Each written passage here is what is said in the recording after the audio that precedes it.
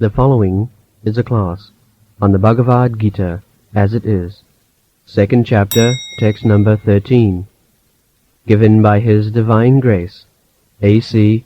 Bhaktivedanta Swami Prabhupada, recorded on April 14th, 1973, in Los Angeles. देहिनस्मिन् यथा देहे कौमारं यौवनं जरा तथा देहांतरं प्राप्ति धीरस्तत्र नमयेत्. So, this is a statement by the Supreme Personality of Godhead, Bhagavan Uvacha. Yes, you are not this body. The first instruction or spiritual understanding is to know that I am not this body. This is the beginning. The so-called yogis, they are exercising the body, studying the psychology of the mind by charts, by so many humbugs. But our philosophy, that we are not this body. And what is the question of exercising the body and spiritual realization? If I am not this body, then how I can realize myself simply by some gymnastic process? So, this is the mistake. The Kurmis, Jnanis and the Yogis. The Kurmis, pretty worker, materialistic person, they want bodily comforts. Their only idea is how to get the best comfort of this body. This body means the senses. We have got eyes, ears, nose, mouth, tongue, hands, genitals, so many senses we have got. So as soon as we are in the bodily concept of life, immediately the necessity is for sensibility. But Krishna says to Arjuna that you are not this body. So therefore, my self-interest does not depend on my bodily comfort. They do not know this. Everyone at the present moment in this age, their only business is how to gratify the senses. The Western countries, they have got little information, but in India there was cultivation of all kinds of philosophy. The atheist philosophy was there. Charvak Muni is the chief of the atheist class of philosophers. So he said hedonism. The Western philosophy is hedonism. That eat, drink, be merry and enjoy. This philosophy. So long you have got this body, eat, drink, be merry and enjoy. The Charvak Muni also said like that. Rinam kritya ghritam pibe. In India, bodily enjoyment means first tongue. Tongue's enjoyment everywhere, here also. Tongue's enjoyment. So, if we want to control our senses, therefore, Bhaktivinoda Thakur, following the footsteps of previous acharyas, he says that control your tongue. Control your tongue. And In the Bhagavata it is said, Atha Sri Krishna namadi na bhavet grayam indriyai. With our these blunt senses, we cannot understand Krishna. It's not possible. The senses are so imperfect that you cannot acquire any perfect knowledge, material or spiritual, by the senses. That is not possible. Atha, even if you cannot know perfectly the affairs of this material world, just like they are studying the moon planet, the nearest planet. Besides this moon planet, there are millions and trillions of other planets. They cannot say anything. Because the senses are imperfect. How you can understand? I can see, say, up to 1 mile. But when there is question of millions and trillions of miles, how you can use your senses and have the perfect knowledge? So you cannot have even material knowledge perfectly by using these senses. What to speak of God and spiritual knowledge? That is beyond, beyond your conception. Therefore Shastra says, Atha Sri Krishna namadi na bhavet grayam indriyai. If you want to know God by mental speculation, that is frog philosophy, Dr. Frog, calculating Atlantic Ocean, sitting down in the well. This is called frog philosophy. You cannot understand. Then, how it is possible to understand? The next line is, Sevanamukhe hi jivbhado swayameva spudam. If you employ your tongue in the service of the law, he will reveal himself to you. He will reveal. Revelation. So therefore, we have to control the tongue. What is the tongue's business? The tongue's business is taste and vibrate. So you vibrate in service of the Lord, Hare Krishna. Hare Krishna means, O Krishna, O the energy of the Lord, kindly engage me in your service. Hare Krishna, Krishna Krishna. This is the meaning of Hare Krishna. It has no other meaning. O my Lord Krishna, and O the energy of Krishna, Radharani especially, kindly both of you engage me in your service. As Narottam Das Thakur says, Ha ha Prabhu Nanda Suto Vrishabhanu Suta Juto. My Lord Krishna, you are well known as the son of Nanda Maharaj. And your eternal consort, Radharani, she is also known as the daughter of King Vrishabhanu. So both of you are here. Aha Prabhu Nanda Sutta Vrishabhanu Sutta. Karuna Karahayaiva. Now I have come to you. Please, both of you, be merciful upon me. This is Hare Krishna. Be merciful upon me. Narottama Dasa kahe na theliya ranga paye. You are lotus feet, young one. Don't neglect me or push away with your lotus feet. I think if Krishna kicks and push away, that is our great fortune.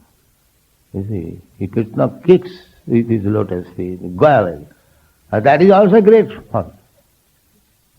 What to speak of accepting? Just like when Krishna was kicking on the hood of the Kaliya. So the Kaliya's wife prayed, my dear sir, I do not know this culprit, Kalia, how he became so fortunate that his hood is being kicked by you.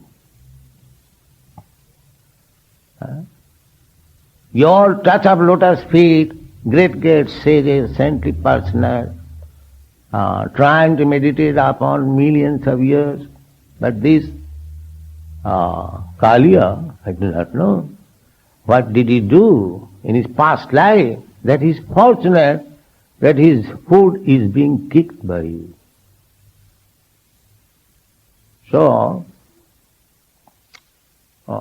this is our position, that we cannot understand Krishna by our mental speculation, limitation. That is not possible.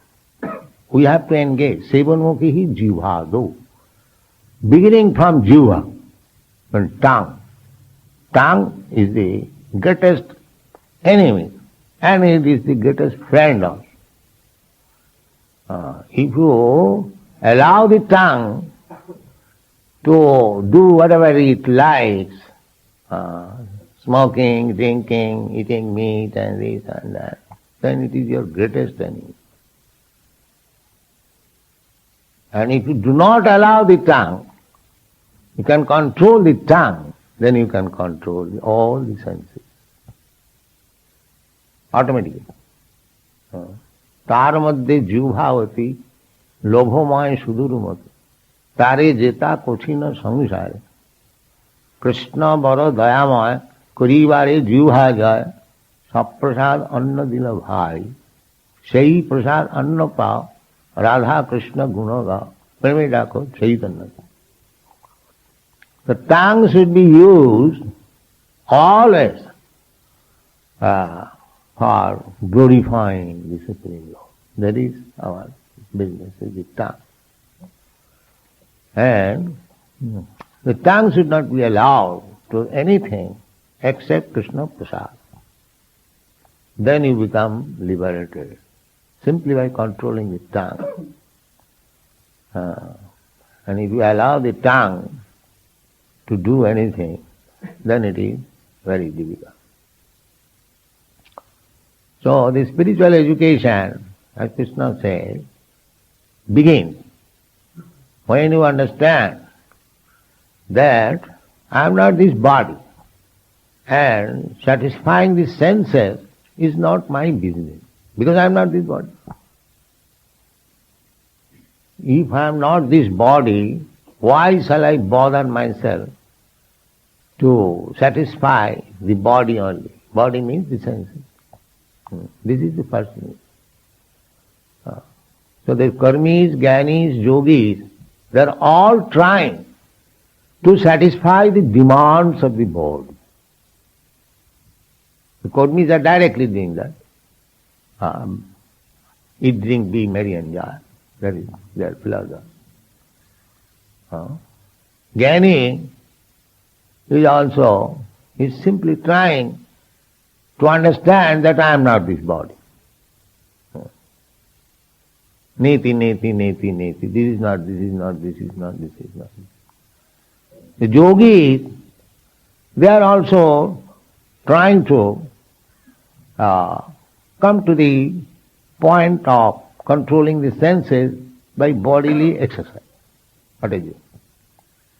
So their center of activity is body. Center of activity is body. And our philosophy begins that you are not this body. When they will pass their MA examination in studying this body, then they may be able to understand what is their function. But our philosophy begins that you are not this body. Postgraduate study. You are not this body. That is Krishna's instruction. We have seen so many big politicians and scholars in India. They write comments on Bhagavad Gita, but they write on this bodily concept of life. You have seen in our country the great leader Mahatma Gandhi, his photo is in some Bhagavad Gita. But what did he do throughout his whole life? The bodily concept. I am Indian. I am Indian. Nationalism means that's bodily concept of life. I am Indian, I am American, I am Canadian. But we are not this body. Then where is the question of I am Indian, I am American, I am Canadian? So they have no this knowledge, the bodily concept of life, they have absorbed, and is still the authority of Bhagavad Gita. Just see the fun. And Bhagavad Gita teaches in the beginning, you are not this body. And they are in the bodily concept of life, that just try to understand what is their position. What they can understand Bhagavad Gita. If one is feeling that I belong to this nation, I belong to this family, I belong to this community, I belong to this cult, I belong to this, I belong to this religion, everything is bodily concept of life. The yogis, they are also trying to understand by bodily exercise. The Jnani is also trying to know, understand fully that I am not this body. And the Kurmis, they cannot understand. They are as animals. The animals cannot understand that he is not body.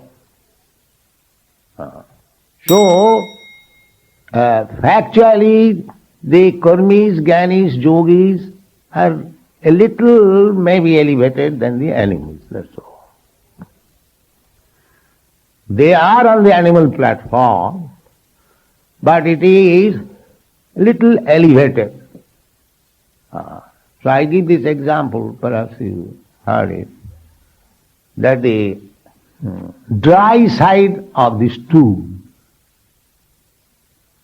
In India, they pass stool on the open field. So at the end of the day, because there is sunshine, the upper side of the stool becomes dried, and the lower side is still moist. So somebody says, this side is very good. He does not know it is stool after all. And this side or that side. So these rascals, they are on the bodily concept of life, and they are thinking that I am nationalist, I am yogi, I am this, I am that, I am that. Okay? This is the feeling. So long you are in the bodily concept of life, you are no better than the animal. That is the Bhagavad philosophy. You are animal. Jasyatma buddhi kunape tridhatuke. Jasyatma buddhi kunape tridhatuke. Sadhik kalatra dishubhoma yujyadhi. Jat tirtha buddhi salilena karhiche janesu avignesu saeva gokhara. So, gokhara means, go means cow, khara means ass, animal. So who is that? Jasyatma buddhi kunapi tridhatu. This bag of tridhatu, kapha, pitta, vayu. If one thinks that I am this body, I am this body. And in body relation, because in body relation I have got my family, society, children, wife, country, and therefore they are mine. So this Shatma Buddhi Kunapi Tridha. Sadhi. Sadhi means thinking they are mine. I am that. Sadhi Kalatradishu. Kalatra means wife. Through wife we get children, we expand. The Sanskrit word is three. Three means expand. I remain one. As soon as I get wife, I become two, then three, then four, then five, like that. That is called three. So, our expansion, these expansions, this material expansion, bodily expansion means illusion. Janasya mohoyam ahangamameti, this illusion increases. That I am this body, and in bodily relation, everything is mine. Ahangamama. Aham means I, and mama means mine. So long one shall remain in the bodily concept of life, his illusion will increase. It will never decrease. Therefore, the first instruction of Krishna to Arjuna, because if Arjuna would not have been in that position of illusion, that I am this body, and the other side, my brother, my grandfather, my nephew, they are all my relations. How can I kill? This is illusion. Therefore, to dissipate this illusion, darkness, Krishna begins the first lesson, that you are not this body. Dehinasmin yatha dehi kaumara jovananga tatha dehantaram prapti. You'll have to change this body, as you have already changed. You have already changed. You are a baby.